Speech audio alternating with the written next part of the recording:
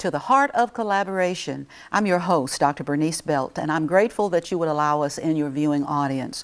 We have a wonderful guest. He is a return guest, and you will recognize him. He's an awesome young man and one of my babies, if he would let me call him one of my babies, Mr. Corbin Snardon, and he is representing the NAACP. He will also let you know the position that he holds right now and what it means, and add a little bit more to it than the last time he was with us. And then he's also going to be speaking on behalf of the NAACP in itself with the good wishes and the graciousness from Mr. J.W. Cleary, who is the president. Hello there. Hello, Dr. Belt. How are you doing today? I'm doing great. How are you? Wonderful, wonderful. Thank you for taking the time. I know that you came off of a candidates forum last night, and I know there's a great deal of planning going on and follow up and follow through, so I know you're probably tired and you need to take care of the job that you get paid to do. So I appreciate you taking the time. So thank you for having me. Well, how would you like to start in lieu of some of the things Mr. Cleary would like for us to cover, and then you make your own segue and we'll go from there. Okay.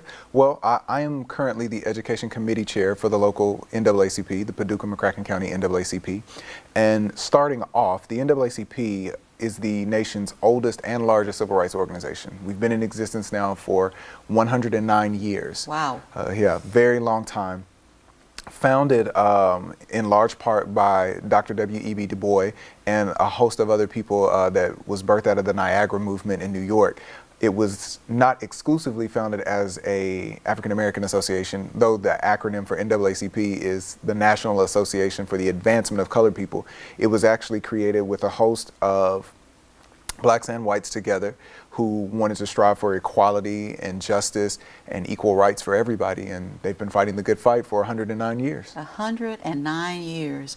I have to, you know, my daddy said always add a little humor, and I have to say, for some organizations to be together and operating for that long of a time, and some of us, we can't even get through a 7-day week, you know, without getting discouraged. And so it's honorable, and I really believe it to be a privilege to be a member of this organization. Thank you.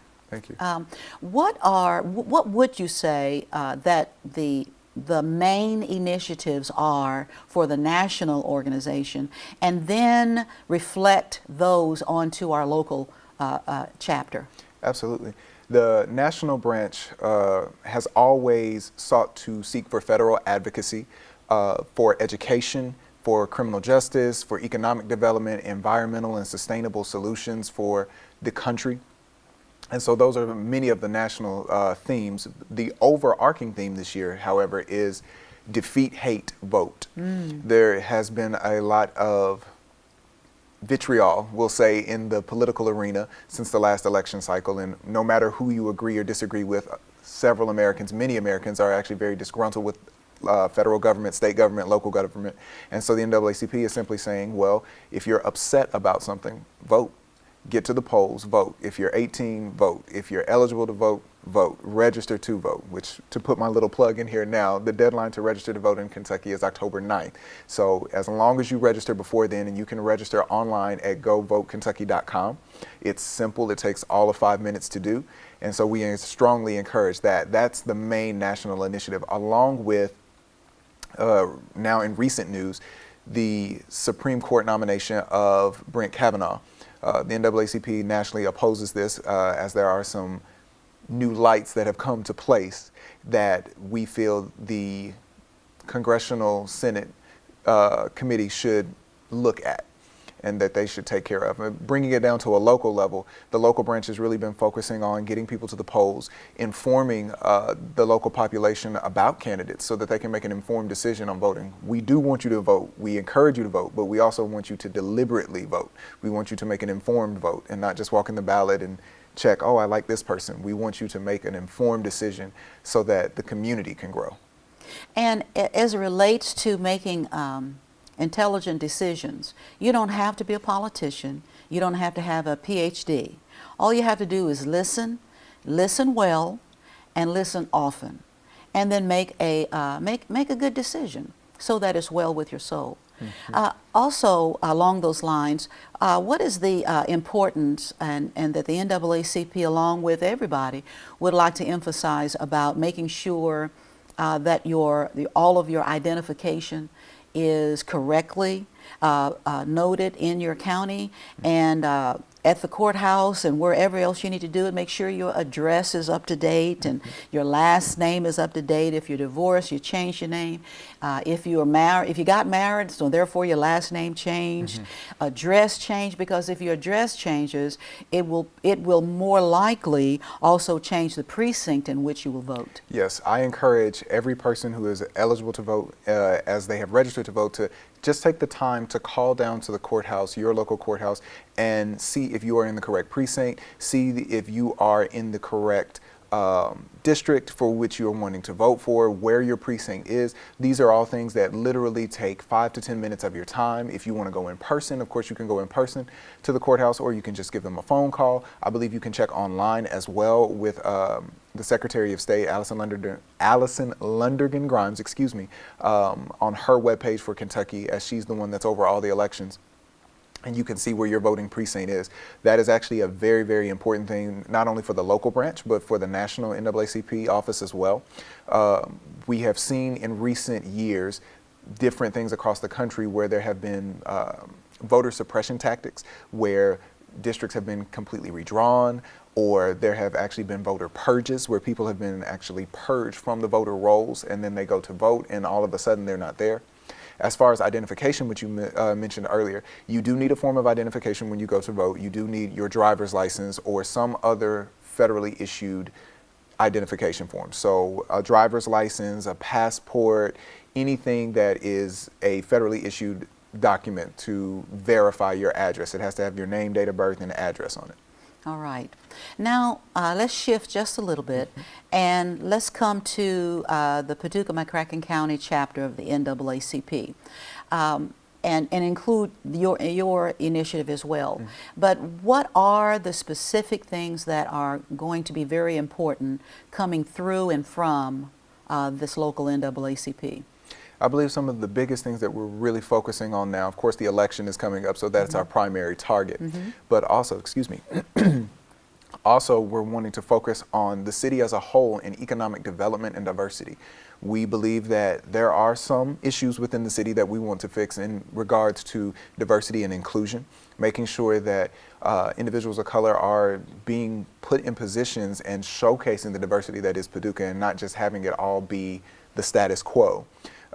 We're looking for economic development to make sure that infrastructure is being built up, to make sure that some of our communities which have been left derelict and left abandoned, we'll say, to be improved, to have initiatives. No disrespect to the Lower Town or Fountain Avenue districts, but there are other districts within the city that we would love to see have nice sidewalks, that we would love to see have better streets, better roads, better parks, better green spaces, common areas. These are things that the entire city needs. We want more jobs for the city. We want the city to have growth, economic growth, business development, entrepreneurial development. These are things that we feel are going to help push Paducah to a new level, and it's also things that we feel can bring people together for the same purpose that the NAACP does. We want to advance the causes of everybody for equality. So we're really striving to meet that goal of equality and to make it equitable, not just make it equal, but make it equitable as well. Well, also, when it comes to jobs coming into this area, some of the many conversations, when I say many, M-I-N-I, many conversations I had at the candidate forum were about multiple topics. One of the topics is that how can we spend so much time on the waterway issue when there's not a whole lot going on that benefits the citizenry of Paducah-McCracken County. We spend so much time on a dog park, and then we put it in a place that's an insult to many minorities. And when you think of dog, I mean, nobody dislikes dogs. But when you think of dogs, what do you think of? I think of poop and other stuff. And so when you go to a dog park and it was already a park, then you got to dodge some things because there's no team or committee or group of people who are hired precisely to pick up the poop that dogs leave.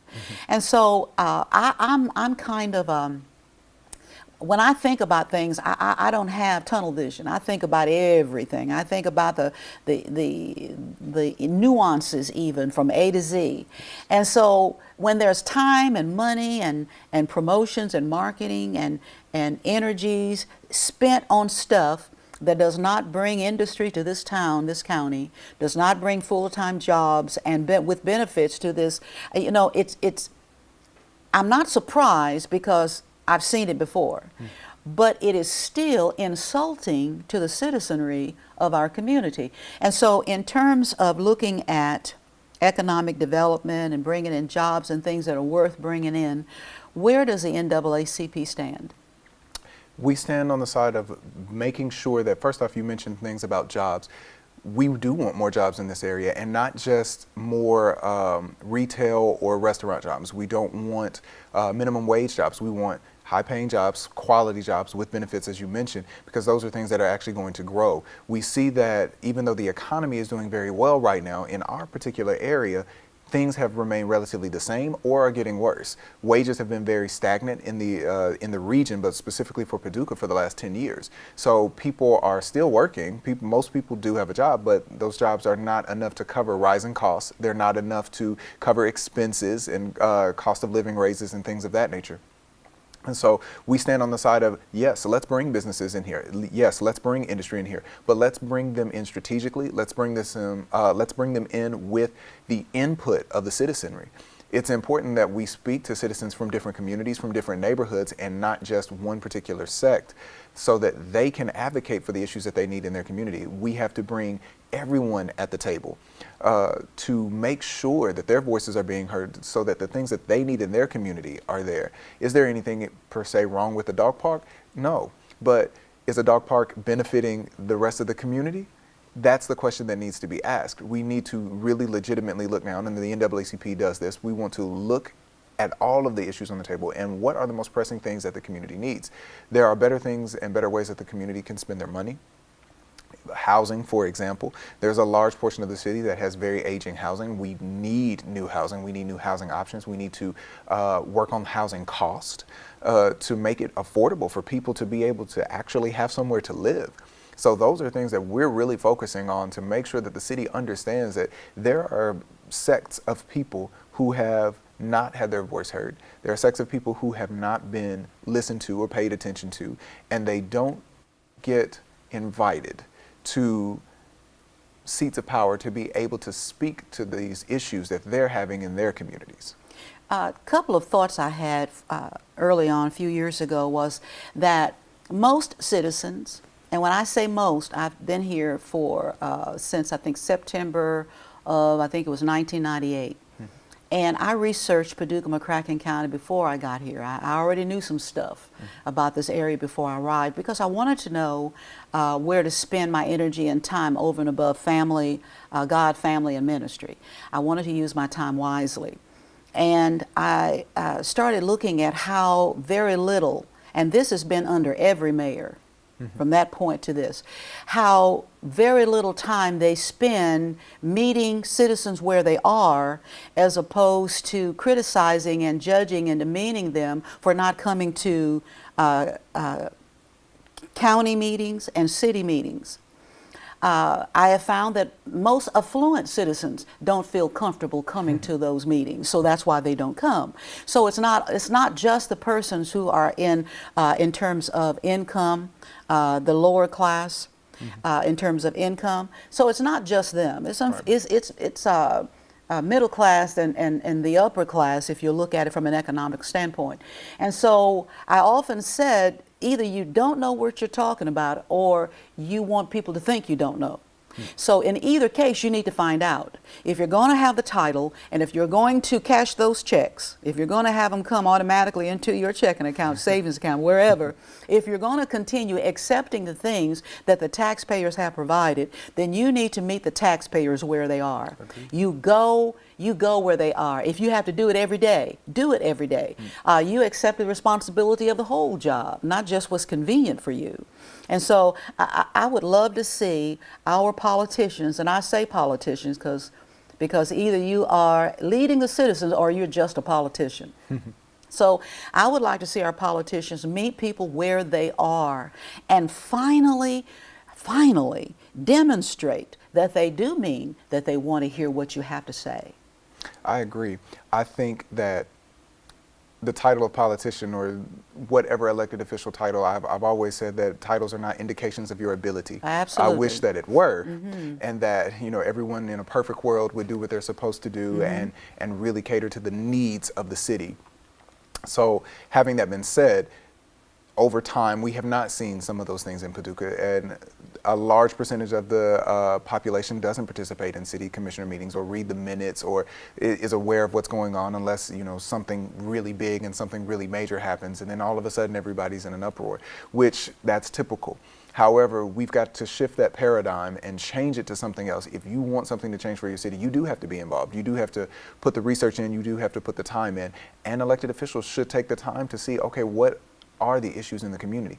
What are the issues that are going on? We need to go to them. We need to make this a comfortable forum or a comfortable place where they feel like they can voice their concerns, and people need to understand that these are your constituents.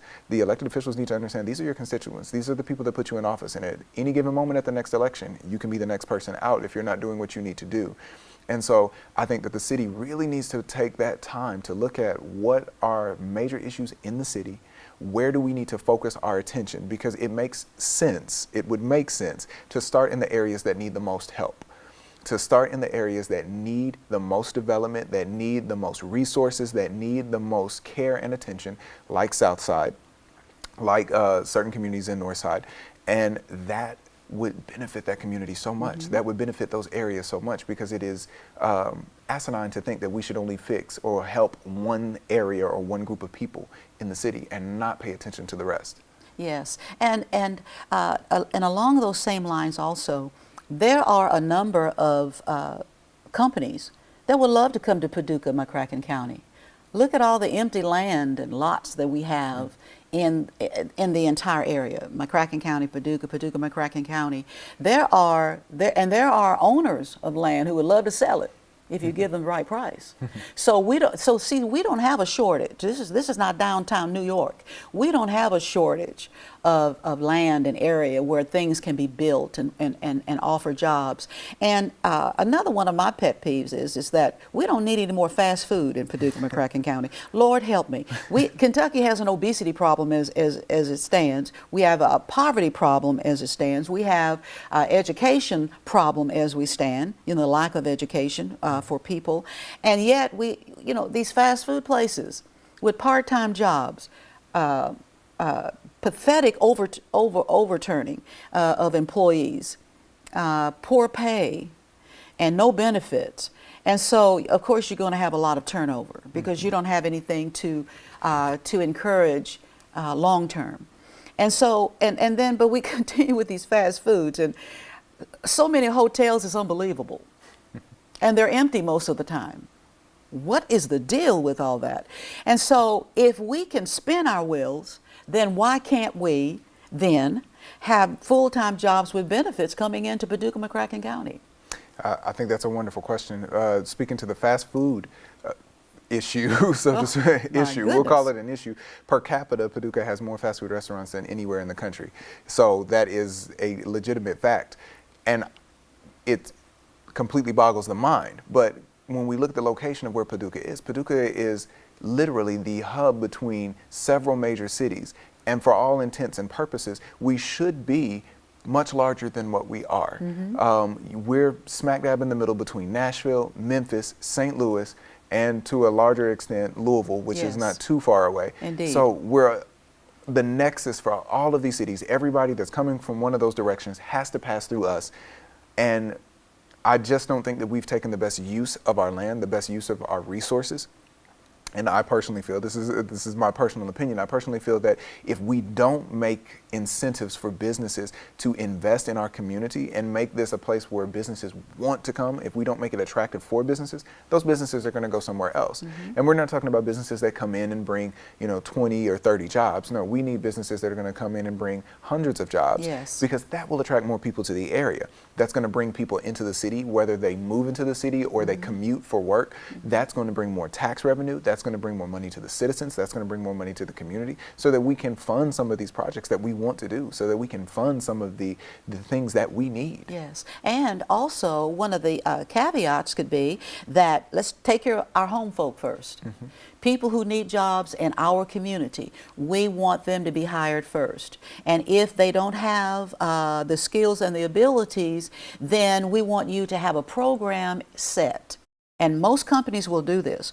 You have a program or an initiative set within the company program that says that we will train you. And as we train you, we pay you.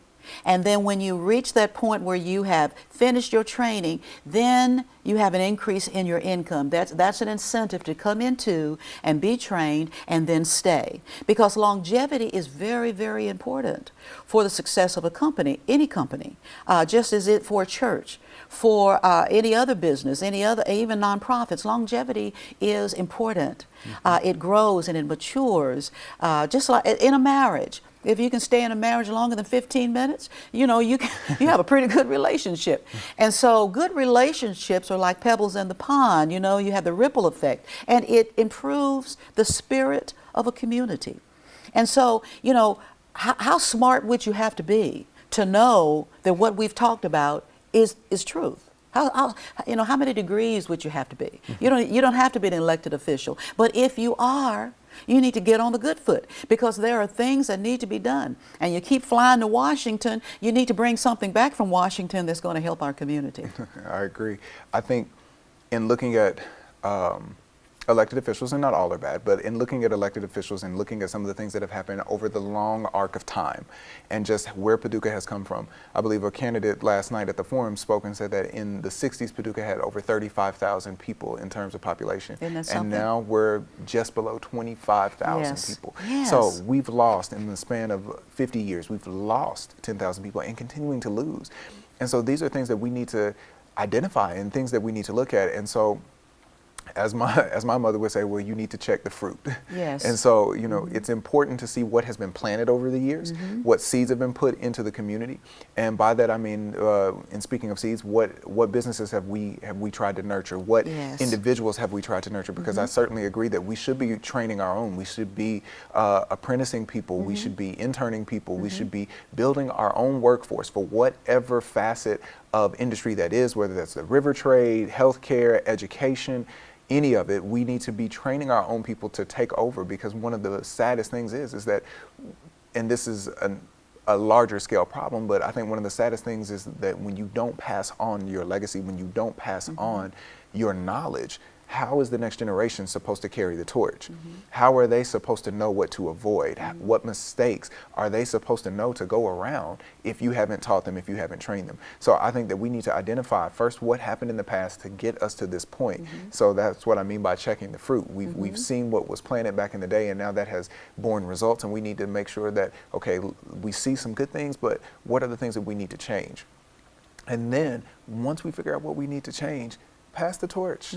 Teach this next generation what they're doing, because we're aging too. Yes. And so as we're aging, I love the elderly, but you can't work after a certain time.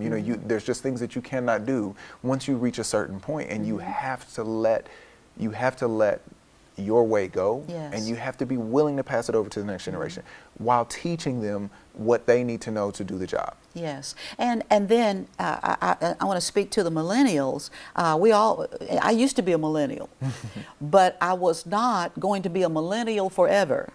And so I like to say to the millennials that you can boast and brag about yourselves right now, but you're going to wake up one day and you're going to be middle-aged. So while you're millennials, if you do say you have the energy, if you do say you have a different, you want to move in another direction, make sure the direction that you want to move is for the benefit of all people. and not just for your circle, because your circle is going to get old after a while. And then you're going to be in another circle, and then you're going to wonder, well, what in the world was I thinking? I should have enlarged my territory of thinking and involvement and respect and honor. And again, I used to be a millennial, but I'm not anymore. And so, and then to younger people, younger than the millennials, understand that you're not going to be that age group long either. And so you need to be aware of what's going on, and you need to listen, because wisdom is not taught in the classroom. Wisdom is a gift from God, and it has to be developed over time. And the wisdom that you have today will not suffice for even next week, because the world is ever evolving. And let's shift a minute. We have a couple of minutes left. Let's shift and tell us where you are with the Educational Committee at this point. Well, the Education Committee right now is knee-deep, I'll say, in the Martin Luther King essays. Those are actually out right now, so we managed to get those out extremely early. They've been given to local schools, and we are hoping that McCracken County, Paducah Public Schools, also St. Mary's System, we are hoping that they are working diligently and working hard on those essays. We look forward to those every year. The theme, in line with the national office, is Defeat Hate, Vote. And so if anybody's actually looking for an essay prompt, please feel free to email Paducah-NAACP@gmail.com, and we'll be happy to send you the essay prompt.